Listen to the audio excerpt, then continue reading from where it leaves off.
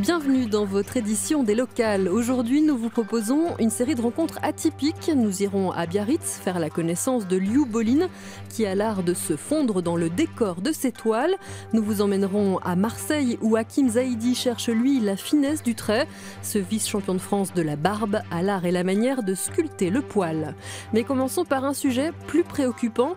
Soyez vigilants si vous achetez des lunettes de soleil pour l'été. 12 000 paires de lunettes défectueuses en provenance de Chine ont été saisies au Havre. Des contrefaçons dangereuses pour la santé de vos yeux. Ces lunettes de soleil n'iront pas sur les étals des marchés et des boutiques de plage. Retour en Chine pour 12 000 paires après leur saisie sur le port du Havre. Ces lunettes présentaient un danger puisque chaque verre n'était pas équivalent. Un des deux verres était plus opaque que l'autre. Et le phénomène est loin d'être marginal. Sur 633 000 paires contrôlées cette année, 32% ne respectent pas les normes européennes et 16% présentent un réel danger pour vos yeux. C'est très inquiétant qu'il y ait autant de paires de lunettes non conformes. Ça veut dire qu'il y en a probablement d'autres qui passent à côté. Le danger est essentiellement lié aux ultraviolets. Et même si une paire de lunettes est estampillée 100% UV, elle n'est pas forcément 100% protectrice. C'est pour la rétine. La rétine est une pellicule photographique extrêmement sensible et il convient de la protéger. Pensez qualité et ne pas se contenter du look, surtout pour les enfants et les personnes âgées. Un conseil plutôt bien suivi sur le front de mer du Havre. Je privilégiais toujours le côté esthétique, mais maintenant peut-être davantage la protection pour la vue. Les sous-marques, on a mal aux yeux. Vraiment la marque, c'est vraiment de la bonne qualité, quand on ressent tout de suite. Vous les achetez où vos lunettes de soleil? Celles-ci, je les ai achetées chez un opticien. Bon réflexe selon les ophtalmologistes, car ici l'origine de chaque verre est garantie. Il est important d'avoir la norme CE et aussi l'indication des catégories. Voilà, moi je sais que je vais pouvoir certifier le canal de distribution. Maintenant, acheter sur le marché, j'irai avec beaucoup plus de précautions. Et contrairement aux idées reçues, bien s'équiper ne coûte pas forcément un œil. Direction Rochefort en Charente-Maritime pour découvrir le chantier de restauration du dernier pont transbordeur de France. L'ouvrage, construit à la fin du 19e siècle, est classé monument historique. Il transportait encore il y a peu des piétons et des cyclistes au-dessus de la Charente. Un colosse de fer qui devrait retrouver son éclat d'origine en 2019. Un mécano géant. Au bout des filins, 34 tonnes d'acier, un morceau du tablier et du chariot du pont transbordeur du Martrou. L'ouvrage unique en France va être totalement rénové. Chantier titanesque, 22,5 millions d'euros, plus de 2 ans de travail. Et cette fois, les opérations sérieuses commencent. Pour l'occasion, une grue de 700 tonnes est arrivée à Rochefort. Il en existe moins d'une dizaine en France. Malgré le professionnalisme des équipes, la manœuvre reste toujours délicate. On bouge des masses importantes alors qu'on a besoin d'une précision très importante. Donc on a besoin de préparation, d'organisation sur site et puis une grande attention de la part de l'équipe qui réalise les travaux. Ce chantier, c'est une attraction à Rochefort. Les habitants viennent régulièrement suivre les différentes étapes. Une histoire de cœur. Transborder, ça représente quoi pour vous? Toute la ville de Rochefort.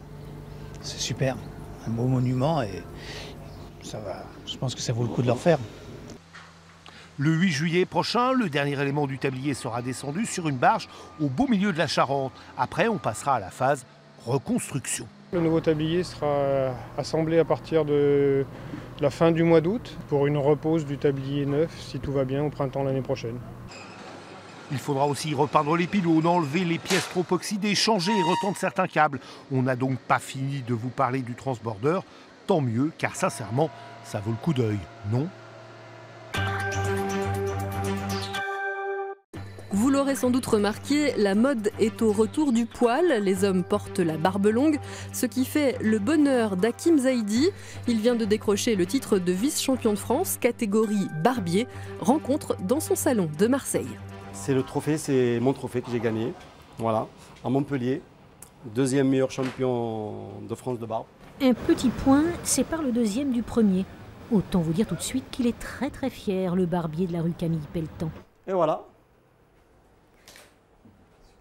Avec le trait. Car pour une belle barbe, tout est dans le trait. Un trait au rasoir. Hakim répète son geste depuis 1989. Avec le temps, son geste est de plus en plus précis. Vous savez que les barbiers avant, c'était des chirurgiens Ils étaient appelés pour faire des interventions, enfin, et par rapport à leur précision. Héritiers d'un savoir-faire familial, Hakim et son frère ont leur petit truc pour rendre la barbe encore plus belle. Alors c'est pour cacher les petits vides, ceux qui ont une barbe pas trop fournie. Sa récente notoriété, il la doit autant à son savoir-faire qu'à cette barbe redevenue à la mode. Hakim aime être barbier et il le dit. Rendre les gens beaux, c'est ça qui me plaît. Ça veut dire je me régale, j'aime faire des belles coupes. Actuellement, il se régale surtout à tailler les barbes les plus longues. Celles-ci sont très demandées. Confidence du 2e meilleur barbier de France, pour une barbe longue, il faut patienter entre 6 et 8 mois. Avant de refermer votre édition des locales, détour par la côte basque pour découvrir un artiste chinois qui a l'art de se fondre dans le décor. Il s'appelle Liu Bolin et dénonce à Biarritz la pollution de l'océan. On le surnomme l'artiste invisible. Liu Bolin se fond dans ses œuvres pour mieux dénoncer les dérives de la société contemporaine. L'artiste chinois est venu pour la première fois à Biarritz. Pour la Surfrider Foundation, il a disparu dans un décor de déchets récoltés par des écoliers. Une performance anti-pollution. Cette rencontre avec Surfrider a été organisée par la galerie Paris-Beijing. Elle a fait le lien entre nous, ce qui a permis de préparer cette performance sur l'environnement. C'est un sujet qui est très important et dont il faut absolument parler. Se camoufler dans des décors tel un caméléon, Liu Bolin utilise son corps comme mode de protestation. À l'hôtel du Palais, 5 sculptures et 7 de ses photos majeures sont exposées. Elle dénonce notamment les mutations fulgurantes de la Chine.